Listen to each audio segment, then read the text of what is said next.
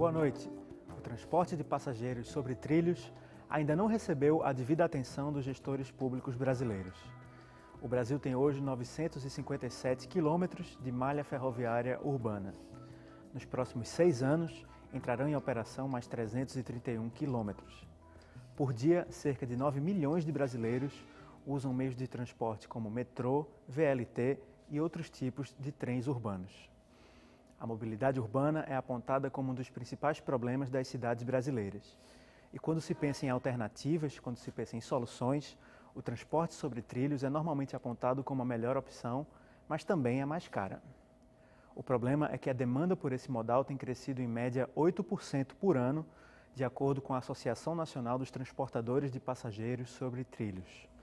Mas os investimentos não têm acompanhado o aumento da procura. No Opinião Pernambuco de hoje, a gente vai conversar sobre o transporte de passageiros sobre trilhos. Nossos convidados de hoje são Maurício Meirelles Martins, que é coordenador de Planejamento e Transportes da Companhia Brasileira de Trens Urbanos, a CBTU. Está com a gente também Levi Arruda, que é diretor de comunicação do Sindicato dos Metroviários de Pernambuco.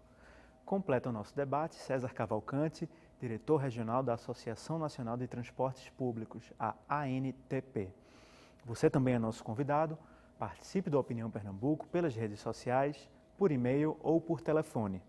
No Twitter, estamos em @opiniãope. No Facebook, nossa página é facebook.com/opiniãopernambuco.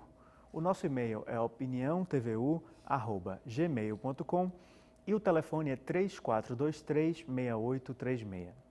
3423-6836. Mande seu comentário, sua opinião, sua pergunta para o nosso debate de hoje. Boa noite, muito obrigado pela presença de vocês aqui no Opinião Pernambuco.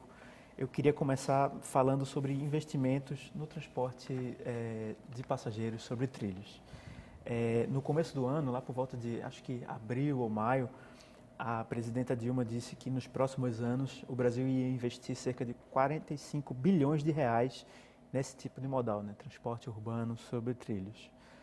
Ela deu essa declaração antes de anunciar esses cortes de gastos, antes desse problema que a gente está vendo na economia brasileira, mas de qualquer forma é uma meta, uma cifra enorme, né? 45 bilhões de reais. No entanto, o problema das cidades da gente é urgente e é para hoje, né? A gente convive com isso diariamente e vê a população se questionando em relação a isso.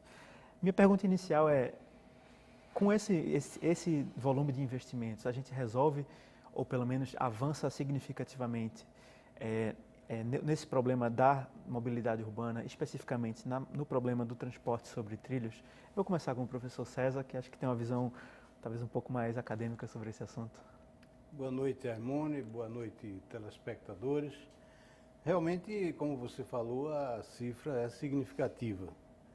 Como também é significativo o problema que as populações urbanas enfrentam todos os dias.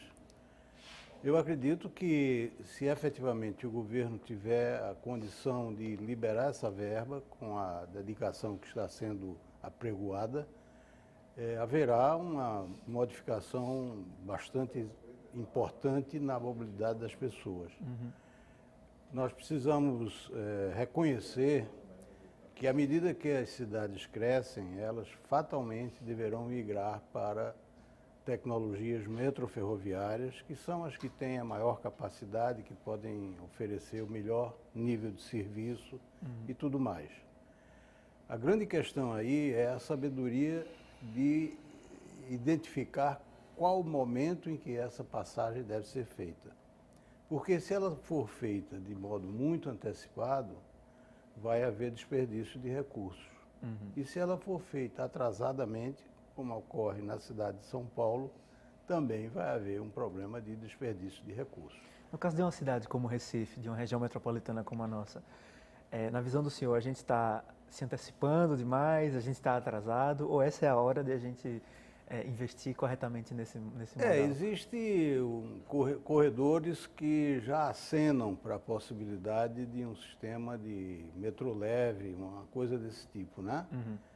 Mas hoje em dia é preciso aprofundar os estudos e realmente identificar qual a evolução da demanda para que a gente possa acompanhar com a tecnologia aquela que pode oferecer o melhor serviço ao menor custo. Afinal, nós todos sabemos, o Brasil, e não só Pernambuco, mas o Brasil é um país ainda pobre, que precisa distribuir os seus recursos por diversas carências sociais. Segurança, saúde, Educação. saneamento, né? Então, é preciso caprichar nesse estudo e realmente agir com competência, sem emoções. E, principalmente, conscientizar o político de qual seria a alternativa mais adequada e quando implementá-la. Então, eu acho que devemos acabar com esse antagonismo do rodoviário com o ferroviário. Primeiro, porque eles devem trabalhar integradamente, né? O que acontece nas grandes cidades é que o sistema rodoviário alimenta os sistemas ferroviários troncais.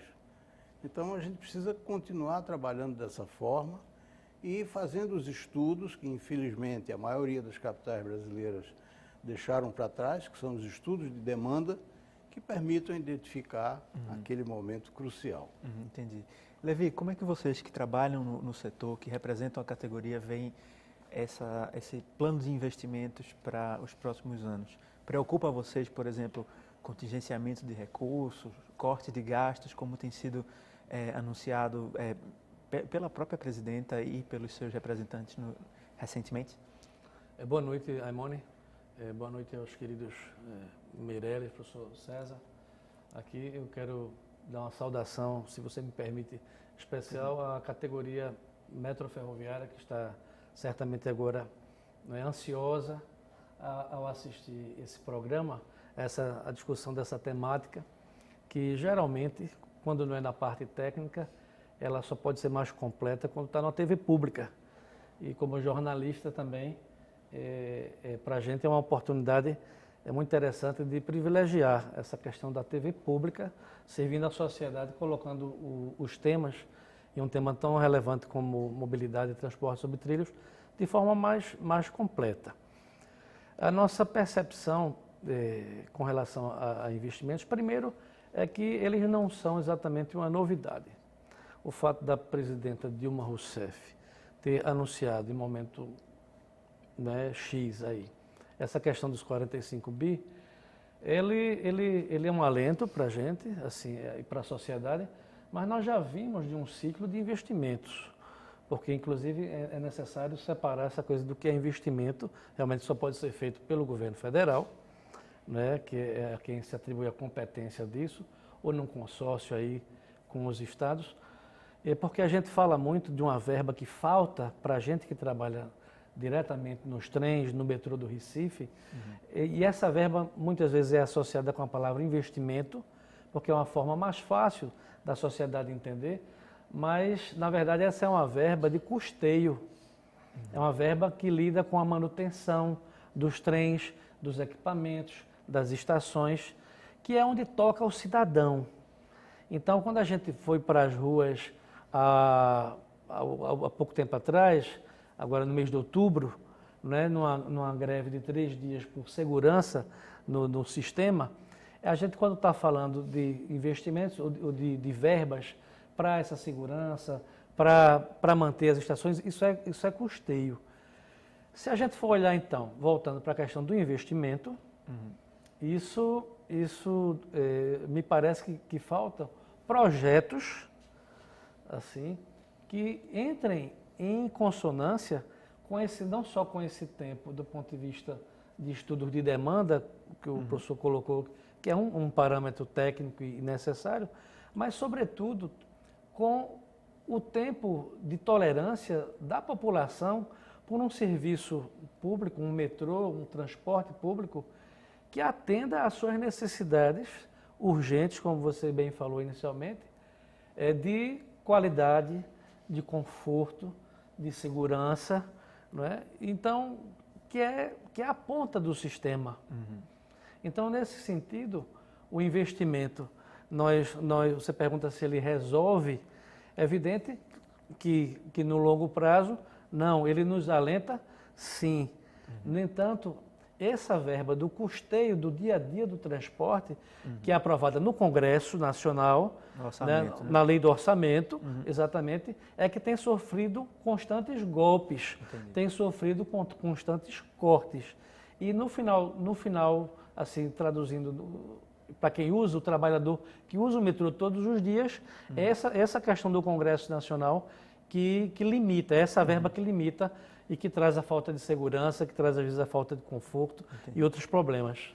A gente volta a tocar nesse assunto. Claro. Queria perguntar a Maurício sobre o que é que cabe à nossa região, ao metrô da região metropolitana do Recife, desse investimento que vai vir nos próximos anos.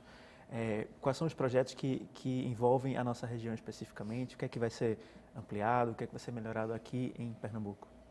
Veja só, boa noite a todos.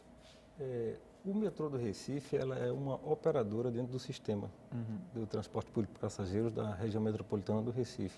Então, nos cabe a fazer apenas a operação do sistema metrô. É verdade que nós, na área do planejamento, propomos alguns trechos que nós achamos prioritários. Eu posso citar dois exemplos, que um seria ir para o ramal Suape, onde nós temos ali naquela região mais de 100 mil trabalhadores e tem sofrido diariamente com interrupções na PS60 por conta de greves nas empresas, enfim. Eles passam 3 horas para chegar, 3 horas para voltar.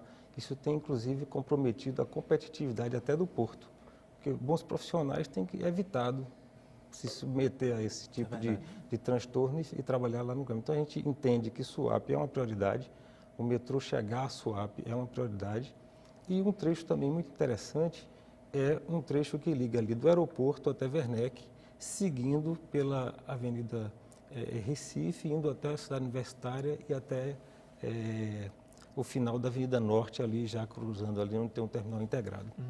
Então, nós entendemos que essas duas linhas são muito interessantes, tem uma demanda muito significativa. E uma coisa que eu acho interessante também, que já foi bastante comentada aqui, é com relação ao custo. Muito se fala assim, o metrô é caro. Eu sempre aproveito essas oportunidades para tentar mostrar e registrar que o metrô não é tão caro como se pensa. Então, a gente procura um pouco desmistificar isso. Então, entendo o seguinte, que o Hospital da Restauração hoje ele está repleto de acidentados no trânsito. Então, existe um custo imenso para tratar dessas pessoas. São jovens mutilados, são pessoas que vêm a óbito. Então, tem custos de previdência que estão envolvidos também nisso e que na hora que você vai para a contabilidade, você não coloca esta externalidade no metrô. Porque lá não existe nenhum custo, não tem nenhum acidentado ali do metrô.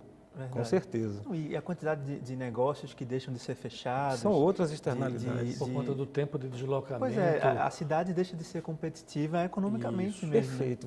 O metrô ele faz com que uma viagem de metrô, ele substitui 15 ônibus, cerca de 1.000 carros. Quer dizer, você consegue ver a quantidade de veículos que você tira de circulação dentro da cidade. Com isso, você tem menos consumo de combustível, você tem menos tempo de deslocamento das pessoas, maior qualidade de vida, enfim. Você tem muitos benefícios. Sim. Esses benefícios, muitas vezes, não são monetizados para você botar na contabilidade do metrô. Então, se você fizer a simples conta, quanto custa para você implantar um metrô? Aí você tem um valor. Com certeza, ele é superior à implantação de um BRT. Entretanto, as externalidades, os benefícios que eles traz são extraordinariamente, né, ninguém nega, né? Imensurável, esse benefício, né? É verdade, do metrô. Então eu entendo que tem que se olhar esse custo com outro olhar, tem que se ver de uma outra forma. De qualquer forma, dizer que só caro não é só o caro. Essa conta tem que ser feita. Tem né? que ser feita. Ambiental, social, sanitária. Eu entendo que num bom planejamento, porque você perguntou assim, se o que está se investindo é suficiente. Eu entendo que tem que se planejar e investir. O tempo inteiro, você planeja e investe. Essa questão do investimento, aí onde é que caberia o metrô? Nos grandes troncos da cidade, onde você tiver grandes demandas, você colocaria ali o metrô. Os BRTs, nos secundários, nas vias secundárias. Ônibus que viessem dos subúrbios alimentando todo esse sistema e a integração em todo o sistema, com táxi, com bicicleta, a acessibilidade para as pessoas chegarem em todas essas estações, caminhando mesmo pelas calçadas, que também tem que ser vista com bons olhos, né? Uma questão, desculpa, Emanuel, nesse sentido, é que há consenso, é que, como assim, no início do texto, a colocação, a contextualização que você no início do programa fez, é que há consenso sobre o transporte metroferroviário como a solução em termos de transporte estruturador de massa, ok? Para enfrentar essa questão do caos que está instalado no trânsito urbano das grandes cidades e até médias. Eu estive em Caruaru essa semana, fiquei horrorizado com o trânsito. Eu estive em Natal recentemente, enfrentei engarrafamento, eu estive em João Pessoa. Então, essa questão do porte da cidade, aqui na região metropolitana, a gente, entre os municípios aí que compõem, a gente vai para, às vezes a gente quer sair de Jaboatão, de Prazeres, de Cajueiro Seco, se for de automóvel, se não for via metrô, meu amigo, para você chegar no centro da cidade ou ao outro lado dessa área norte da cidade, você vai enfrentar. Então, é um consenso essa questão. O professor César coloca essa coisa sistêmica, e quando a gente, como sindicato dos metroviários, né, como representante dos trabalhadores, a gente se refere a um pouco a essa questão do modal rodoviário, a gente entende plenamente que a integração ela passa pelo rodoviário também. A nossa percepção apenas é que o momento, as escolhas que têm sido feitas, elas não demonstram uma preocupação do poder público estadual, em Pernambuco e nos seus outros estados, mas também se repete isso, com se libertar a cadeia, o sistema, da dependência quase que exclusiva do transporte rodoviário. Eu queria fazer uma... Eu vou fazer o intervalo e aí a gente volta a debater essa questão no próximo bloco. Sim. Eu convido o público a participar do programa mais uma vez pelas redes sociais, por e-mail ou por telefone. Nas redes sociais, o Twitter é @opiniãope, no Facebook é facebook.com/opiniãopernambuco, por e-mail é opiniãotvu@gmail.com e por fim o telefone 3423-6836. A gente volta em 2 minutos.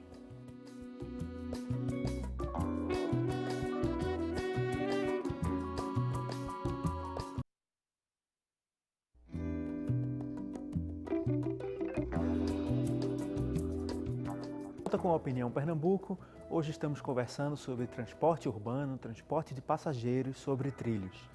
Nossos convidados de hoje são Maurício Meireles Martins, que é coordenador de Planejamento e Transportes da Companhia Brasileira de Trens Urbanos, a CBTU. Está com a gente também Levi Arruda, que é diretor de comunicação do Sindicato dos Metroviários de Pernambuco. E completa o nosso debate César Cavalcante, diretor regional da Associação Nacional de Transportes Públicos, a ANTP. O público também, como sempre, é nosso convidado. Participe do Opinião Pernambuco pelas redes sociais, por e-mail ou por telefone. No Twitter é @opiniãope, no Facebook, facebook.com/opiniãopernambuco. Por e-mail é opiniãotvu@gmail.com e o nosso telefone é 3423-6836. Mande seu comentário, a sua pergunta. No bloco anterior, eu interrompi a fala de vocês falando sobre as responsabilidades da União, dos estados em relação a essa questão do transporte sobre trilhos. E eu acho que Maurício ia falar alguma coisa a respeito disso especificamente. Né? Isso, historicamente, né? O metrô ele foi inaugurado na década de 80, em 1985 ele começou a prestar o serviço. A Constituição definiu que o transporte seria de responsabilidade do Estado. E de lá para cá houve todo um movimento até a década de 90, onde haveria essa passagem do metrô para o Estado. Mas o Estado estaria recebendo toda essa carga, né, todo esse custo que é o metrô, sem a contrapartida de recursos para poder fazer valer a operação de todo o sistema. Então, eu acho que é um tema que tem que ser muito discutido entre o governo federal e o governo estadual, para poder definir linhas de financiamentos, formas de subsídios diferentes do que vem sendo praticado, para poder viabilizar isto. Eu falo muito porque na época da Copa do Mundo, Copa das Confederações, nós participamos aqui efetivamente de uns trabalhos com o pessoal do Ministério das Cidades e em uma oportunidade eu cheguei a perguntar para o pessoal do Ministério das Cidades, rapaz, como andam os projetos de expansão para o metrô, novas linhas, porque quem não cresce morre. Então nós temos que ter alternativas, enfim. E ela colocou, olha, os recursos existem, basta que o Estado solicite os recursos, porque quem faz essa solicitação é o Estado, não é a CBTU. Então é via Estado. E é como se existisse aí um requisito para a liberação do recurso, a passagem do metrô para o Estado. Então fica aquela situação, mas ele não tem como receber. Então essa equação aí, ela tem que ser melhor estudada entre o governo federal e o governo do Estado para poder encontrar alternativas de solução. Mas eu queria só colocar o professor César na discussão. É uma discussão que existe no país de um modo geral, a gente vê muito nos cadernos de economia, é do papel da iniciativa privada, né? Através de concessões, através de parcerias público-privada para esse tipo de transporte. Como é que o senhor vê essa possibilidade? O senhor acha que isso é uma alternativa interessante para as cidades brasileiras? Queria ouvir a sua opinião. Acho que sim, Hermone. Nós temos o exemplo das concessões nas rodovias. E eu estava lendo o relatório da CNT, a Confederação Nacional do Transporte, sobre o estado das rodovias em 2013, que é o último relatório. As 21 melhores estradas do país estão no estado de São Paulo. E, se não me engano, 12 ou 13 delas são concessionadas. As 12 ou 13 melhores. Então, eu acho que é um modelo que pode ser, sim, expandido para outros setores da economia e, certamente, se for bem feito, deverá trazer benefícios. Agora, eu queria aproveitar para colocar, assim, em perspectiva esses 45 bilhões, para dizer que a indústria metroferroviária brasileira, ela está dormente. Ela deve produzir em 2014 320 vagões de passageiros, mas tem capacidade produtiva para 1.000 vagões de passageiros. Espera-se que em 2015 ela produza 400 vagões de passageiros. E em 2016 deverá ser inaugurada uma nova fábrica, da Hyundai, em São Paulo, que vai produzir só ela 400 vagões de passageiros. Então, a gente observa que a expectativa da ABFER, que é a Associação Brasileira da Indústria Ferroviária, é que nos próximos 3 anos, até 2016, a indústria ferroviária vai injetar entre 400 e 600 milhões de reais. Essa é uma cifra bem distante daquele volume de 45 bilhões de reais. Então, isso serve para nos acautelar quanto a essa promoção governamental de que vai injetar tanto dinheiro no setor. Oxalá injete, mas a gente fica com um pé atrás porque já passamos por essa situação antes. Levi, como você vê essa questão das concessões, das parcerias com o setor privado, no sentido de melhorar a qualidade do serviço e de ampliá-lo? Qual é a tua opinião sobre isso e a opinião da entidade de vocês? Claro, veja, nós costumamos dizer que se privatizar resolvesse os problemas da qualidade do serviço, o transporte público na cidade do Recife, do ponto de vista das concessões rodoviárias, por exemplo, eles não seriam o caos que nós vemos diariamente nos terminais de integração. Eu não estou sendo aqui enfático ou não estou fazendo algo além da realidade.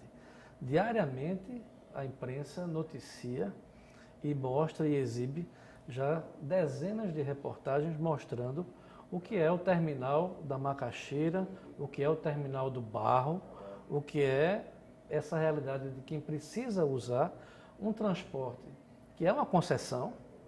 Esse consórcio, o consórcio que existe aqui, ele funciona sob esse manto do consórcio e tal, mas é uma concessão pública. e que tem, assim, prestado, do ponto de vista de quem usa o transporte público, um péssimo serviço. Essa é a realidade. Os ônibus demoram, os ônibus saem superlotados, não existe, de ponto de vista prático, qualquer, assim, a gente não vê como quem usa transporte público, fiscalização. Então eu me pergunto, como é que eu vou transferir essa realidade, ou ampliar essa realidade para os outros modais? Não me parece a solução. Na verdade, os trabalhadores, eles entendem que aquilo, se a gente entender o transporte público como um direito do cidadão, nós somos peremptoriamente contra a ter direitos de cidadãos tratados como mercadoria. Do ponto de vista, assim, sendo mais uma linguagem assim mais direta. Então, e aí cai naquela, assim, linkando com esse tópico anterior que a gente estava abordando, que é a questão do investimento.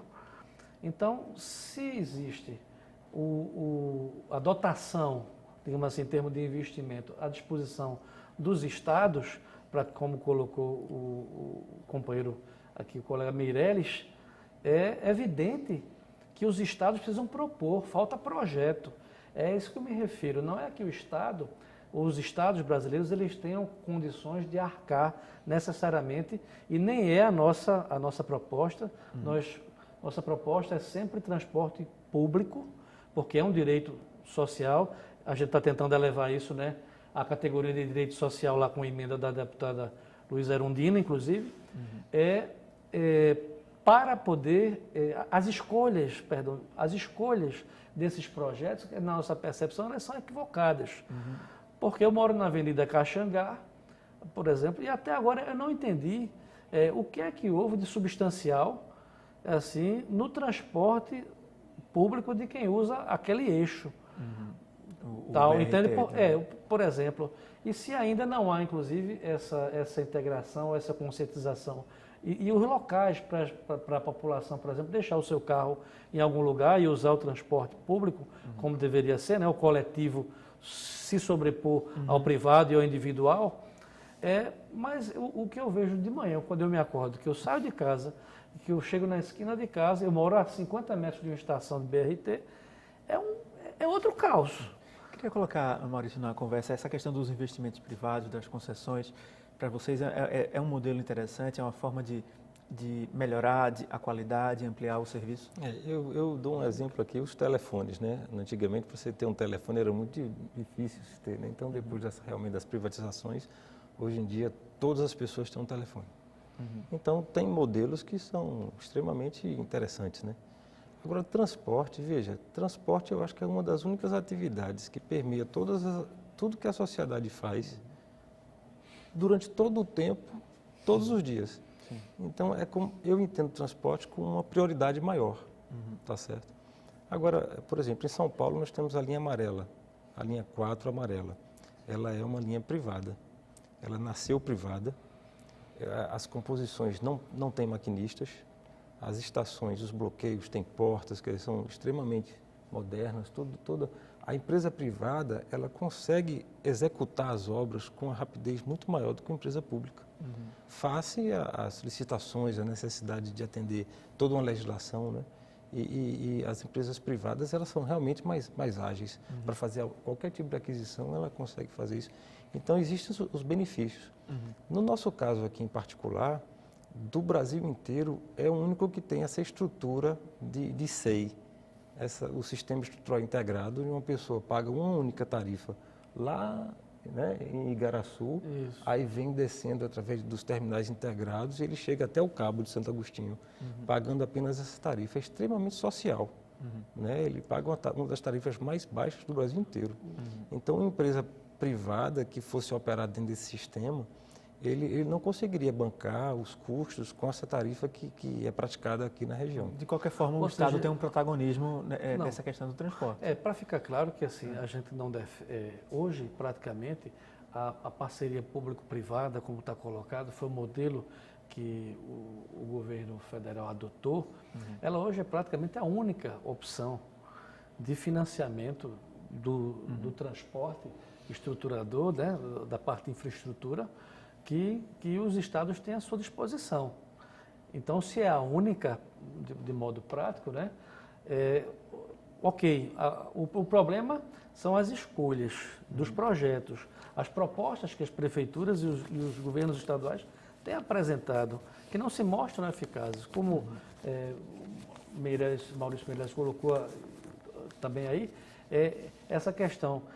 A gente está tratando aqui da infraestrutura, é uma possibilidade, essa questão das parcerias público-privadas, mas na gestão nós temos sérios problemas, porque se é verdade que hoje todo brasileiro tem à disposição uma telefonia móvel, é verdade também que isso está praticamente cartelizado na mão de 3, 4 empresas. E que o serviço também é mais ou menos, né? O serviço, a qualidade é extremamente questionável. Né? Das 3, a gente está falando de multinacionais, inclusive, nesse bojo aí.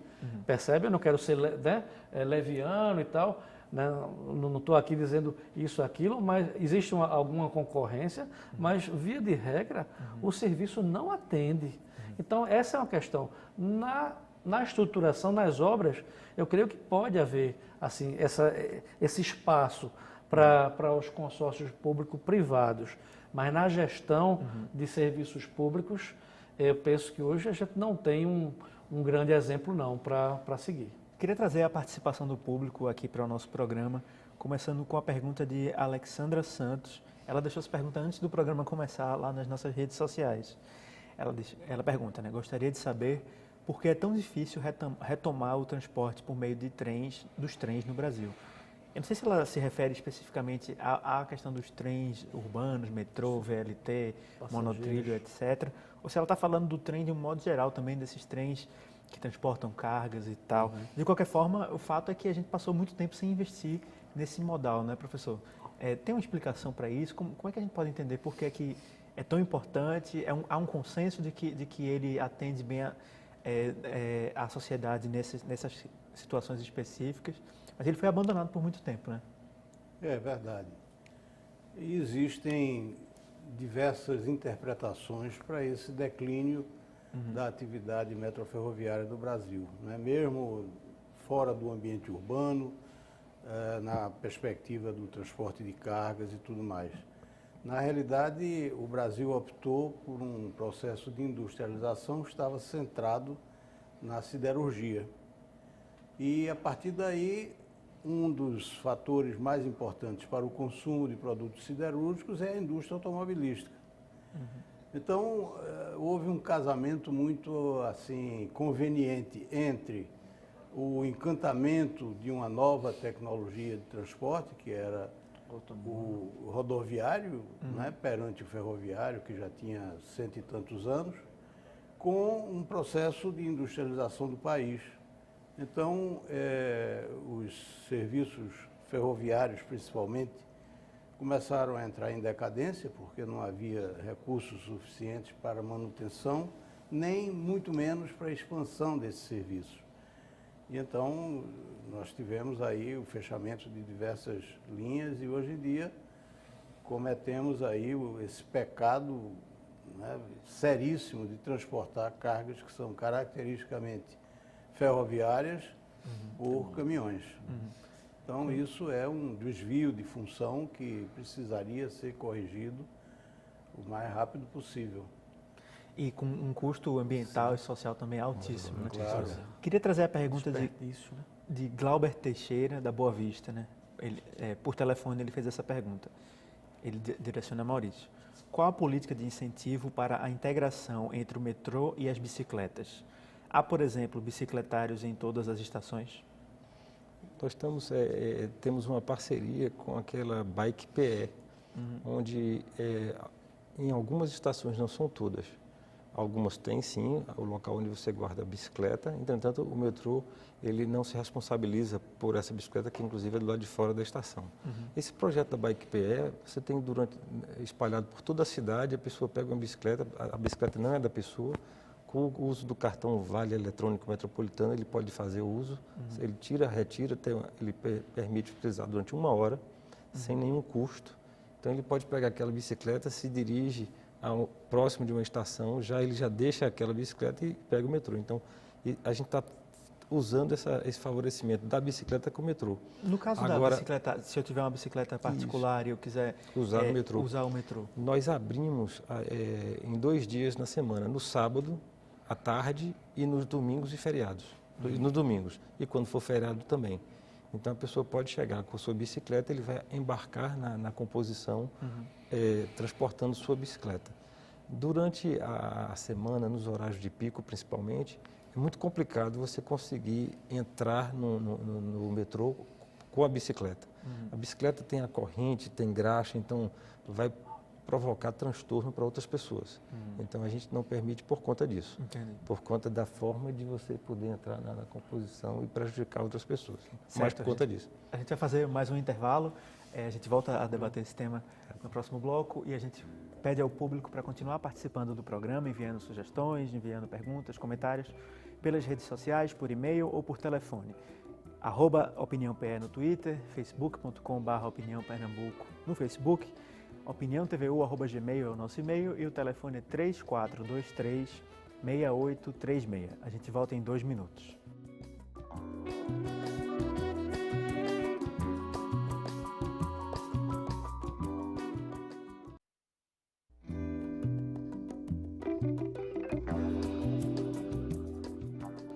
De volta com o último bloco do Opinião Pernambuco.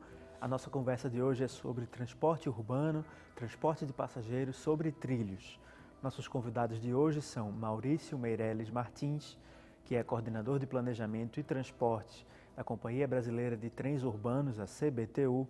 Está com a gente também Levi Arruda, que é diretor de comunicação do Sindicato dos Metroviários de Pernambuco. Completa o nosso debate César Cavalcante, que é diretor regional da Associação Nacional de Transportes Públicos, a ANTP. Ainda dá tempo de participar da opinião pelas redes sociais, por telefone ou por e-mail. No Twitter, @OpiniãoPE, facebook.com/OpiniãoPernambuco, nosso e-mail é opiniãotvu@gmail.com e o telefone 3423-6836. Queria começar esse nosso último bloco com a pergunta de Varlindo Nascimento, que mandou por e-mail. Gostaria de saber a opinião do professor César a respeito da viabilidade dos corredores de BRT que têm sido implantados na região metropolitana do Recife. Não seria mais viável, a médio e longo prazo, ter se investido em VLTs? VLT é um tipo de transporte sobre trilho, não é isso? Qual a opinião do senhor? Verdade. Bom, eu não participei dos estudos que foram realizados para a implantação desses 2 corredores, o Norte-Sul e o Leste-Oeste. Havia a premência da oferta de uma alternativa de transporte para aquela região da Arena Pernambuco, né? Num prazo que pudesse atender à realização da Copa. Infelizmente, isso não aconteceu. Verdade. Nenhum dos 2 corredores que foram previstos conseguiram ser concluídos em tempo. E até hoje ainda está longe de ser concluído, né? Porque faltam muitas estações, falta completar a frota. Então, esse para mim é um exemplo clássico das dificuldades enfrentadas pelo governo. Ou seja, não quero aqui entrar em detalhes quanto a essas dificuldades, mas o resultado está aí. Ou seja, nós temos aquele viaduto da Avenida Caxangá que não parece ter uma função muito definida. Até porque a terceira semiperimetral que deveria passar por baixo dele vai ter que fazer uma voltinha para poder passar por baixo dele. Ele não é o traçado mais natural que se pode encontrar. Então, é preciso considerar essas coisas e estudar com mais profundidade essas questões de transporte para poder chegar a um bom termo nos resultados.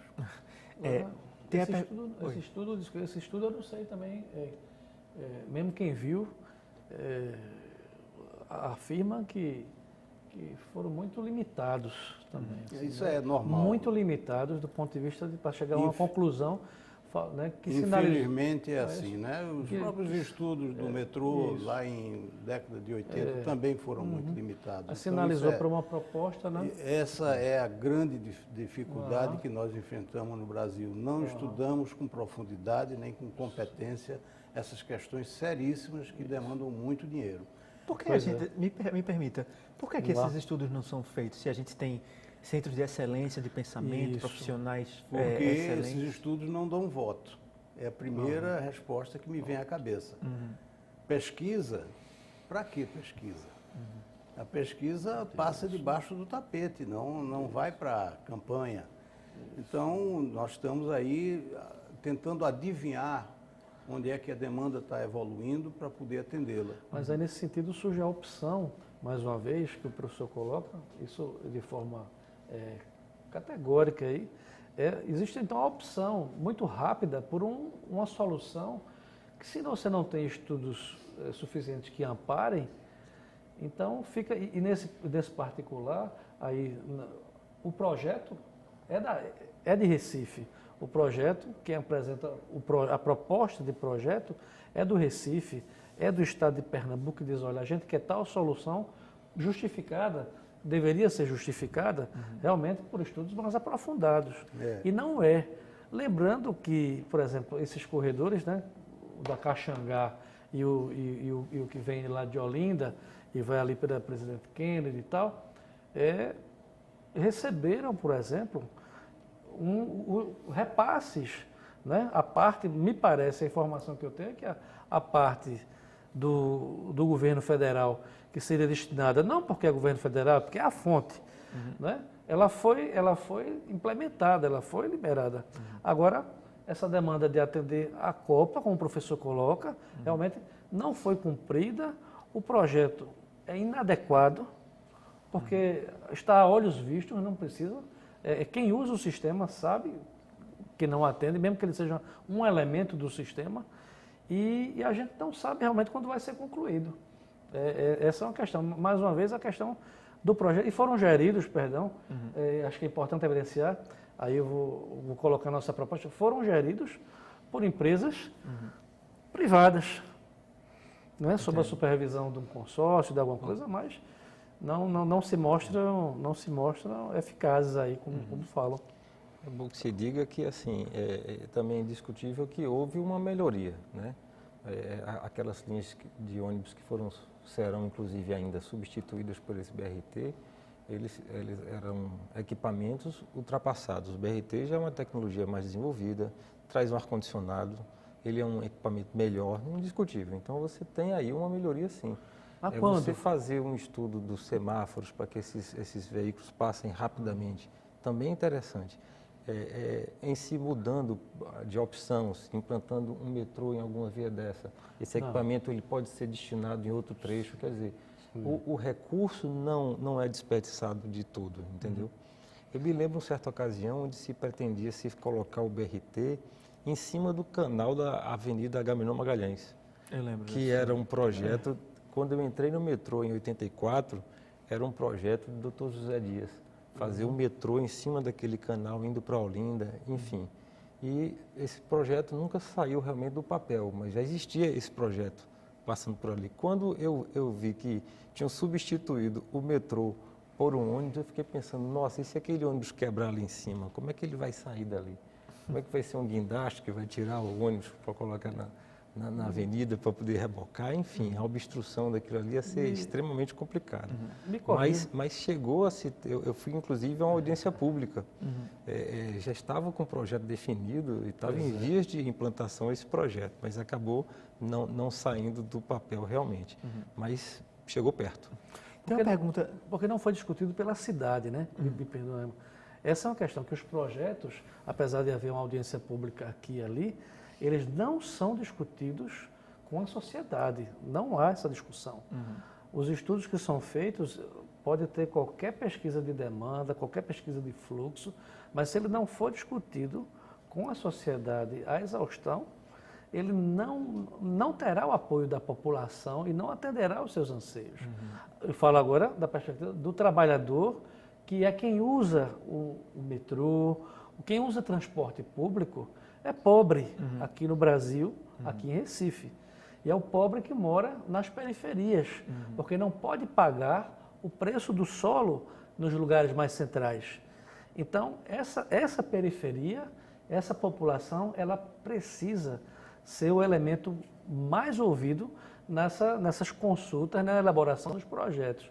Falando em ouvir população, Eduardo Azevedo, de Setúbal, ligou para a gente por telefone, né? E disse: Maurício, quando melhorará a higiene nas estações de metrô e nos próprios transportes? Eu acho que ele fala tanto da estação quanto dos trens mesmo, né? Além disso, há um excesso de vendedores nas estações. Como é que vocês veem esse problema? Perfeito. Os ambulantes, eles têm contribuído muito com a deficiência na limpeza das estações, tanto estações como trens. Nós temos um grupo de trabalho porque essa questão do ambulante, ela não é tão simples como parece. O metrô até então, ele vinha apenas retirando, que o metrô só pode identificar a pessoa e retirar das estações ou trem. Entretanto, essa pessoa volta. Então, o metrô vinha enxugando o gelo. Você tira o ambulante, ele volta. Ele entra pelos terminais integrados, enfim, ele vem com a bolsa escondida e lá ele depois abre a bolsa e começa a comercializar. A gente tem que fazer um trabalho junto com a prefeitura, que é a prefeitura que tem como fazer a apreensão das mercadorias que são comercializadas no metrô. Ali, eventualmente, nós temos casos de crianças e adolescentes trabalhando, então nós não podemos nem tocar nessas pessoas que fazem essa comercialização.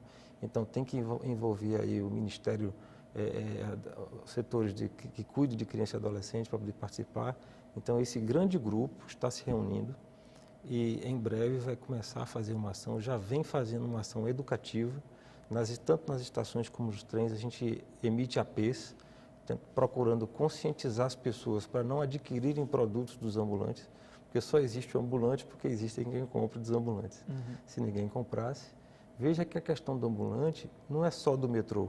Se você for na Agamenon Magalhães, nos cruzamentos, você tem várias pessoas ali comercializando pipoca, bombons, canetas, carteiras. Então isso aí realmente é um problema social. Então a gente também tem que verificar essa questão aí, como resolver esse problema de uma forma muito delicado também, porque a gente super vulnerável, que está fazendo isso por necessidade também. Perfeito. Mas enfim, alguma solução tem que ser tomada. Está tomando. Tem uma pergunta, a Elson da Hora, da Boa Vista, perguntou sobre a colocação de linhas de metrô sobre os canais do Recife, como o canal da Agamenon. A gente falou desse projeto lá há poucos minutos, como uma coisa inviável, uma coisa problemática. Isso, inclusive, eu tenho até uma certa angústia com relação a isso. Porque o que eu observo, e até não quero crer, é que aquela hipótese de ter aqueles viadutos, 4 viadutos na Agamenon Magalhães, aquilo está um pouco adormecido apenas. Mas eu acredito que aquilo pode ressurgir. Não vejo isso como uma solução interessante para a cidade. Eu vejo como uma solução interessante realmente fazer naquele trecho ali. Ali realmente é um tronco, é uma espinha dorsal da cidade. Tem que ser muito visto aquilo ali. É uma agressão muito grande. Nesse particular, é mais uma vez a questão do elemento sociedade. A sociedade civil está atenta, junto com trabalhadores, suas organizações de classe, suas organizações de usuários. Nós temos associações importantes hoje no Recife, frentes de luta, como se intitula, né? Associações de usuários do sistema de transporte público, estarem atentas a essas propostas, a esses projetos adormecidos, para que não sejamos pegos de calça curta, não é, com arroubos assim, de alguns projetos assim, que venham a ser executados. Eu só estou achando curioso, até o momento não ter surgido nenhuma pergunta sobre esse problema que tem enfrentado no metrô, sobre as torcidas organizadas, os dias de jogos. Eu não sei se na sua lista aí, que é uma coisa que tem estado em pauta, não é? A Elson da Hora perguntou também sobre a Transnordestina, que é uma ferrovia que vai circular pelo Nordeste, se ela vai ser usada para o transporte de pessoas. A gente vai discutir a Transnordestina num programa mais à frente, na semana que vem, o transporte ferroviário de cargas. Então, eu peço para a Elson da Hora ficar atento a esse tema aqui no Opinião Pernambuco. Tem a pergunta de Carlos, de Boa Viagem. Pergunta se existe a intenção do governo federal de sucatear o metrô com o objetivo de privatizá-lo. Há um plano grande de investimentos, então eu imagino que isso não esteja nos planos. Vocês têm alguma coisa a colocar sobre esse tema? Porque essa é uma tese que tem sido recorrente, né, e que tem sido executada ao longo de alguns episódios nessa relação de governo com iniciativa privada. Não temos como não encarar isso. É aquele mecanismo que há pouco o Meirelles colocava sobre você condicionar determinados repassos de recursos à estadualização de um determinado sistema de metrô, né? E daí, como o Estado não tem condições de abarcar, de bancar o sistema, ele transfere isso para a iniciativa privada. Mas tu acha que está acontecendo isso, que está sucateando para privatizar o metrô, no caso do Recife especificamente? Eu estou perguntando assim Sim, porque... objetivamente. Eu não acredito nessa hipótese aqui não, entendeu? Eu não acredito que o governo federal está deliberadamente, especialmente como a gente trata de governo, né, é muito genérico, governo federal. Agora, eu creio que existem grandes lobbies atuando no Congresso Nacional, que tem interesse em mostrar que a gestão pública ela é deficiente, ela é ineficiente, para vir com aquele discurso da competência do privado sobre o público. Eu tenho um minutinho, eu só queria ouvir a posição de Com Maurício. relação a isso, eu não acredito. Eu não acredito por quê? Porque a questão dos próprios investimentos. Nós inauguramos agora uma linha sul, comprou-se 15 trens novos, comprou 9 VLTs novos. Estamos com a duplicação do trecho de Cajueiro até o Cabo. Quer dizer, isso tudo são investimentos que estão sendo feitos ainda no metrô. Então, se quisesse sucatear, não estaria investindo. Então, os investimentos há. Qual é a situação do metrô, essa queda dessa qualidade, com relação ao aspecto de segurança, é uma questão muito também social. Agora, como foi dito aqui já anteriormente, esses recursos de custeio é que tem que ser melhor vistos. Realmente tem que passar aí por um poder melhor de convencimento para a melhoria dos custeios, para você manter o que nós temos hoje funcionando. Existe uma luz no fim do túnel. Nós temos que mostrar também um pouco de eficiência. Esse sistema, como eu tinha falado, que só existe aqui em Recife, que é o SEI, na região metropolitana, aliás, ele faz com que nossa tarifa é 1,60, muito baixa, e a gente tem 60% do que transporta não pagam no metrô. Então, a gente só recebe de 40% das pessoas que realmente pagam. Então, essa conta realmente, ela não dá uma eficiência à empresa. Recentemente, Meu tempo acabou, Isso, infelizmente. Eu assunto é agradeço a participação de vocês aqui no Opinião Pernambuco. Agradeço muito a participação do público com essas perguntas e com esses comentários. O Opinião Pernambuco termina aqui. Muito obrigado por assistir e até a próxima edição.